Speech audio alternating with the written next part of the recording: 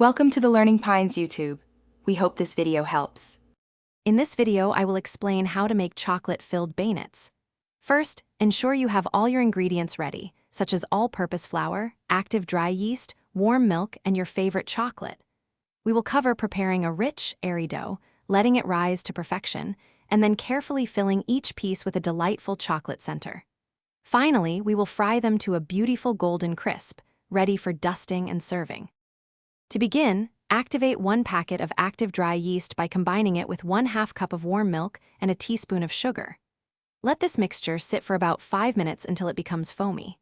Next, in a large bowl, mix 3 cups of all-purpose flour, 1/4 cup of sugar, and 1 teaspoon of salt.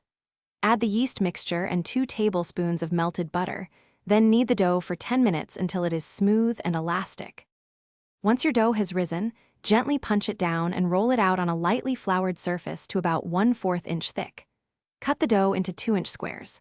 Place a small piece of your preferred chocolate, like a chocolate chip or a small square, in the center of each dough square. Fold the dough over the chocolate and pinch the edges firmly to seal. Heat about 3 inches of vegetable oil in a deep pot to 350 degrees Fahrenheit, then carefully fry the beignets until they are golden brown on both sides.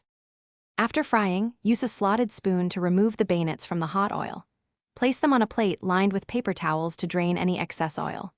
While they are still warm, generously dust the beignets with powdered sugar. This adds a classic sweet finish and enhances their delicious flavor.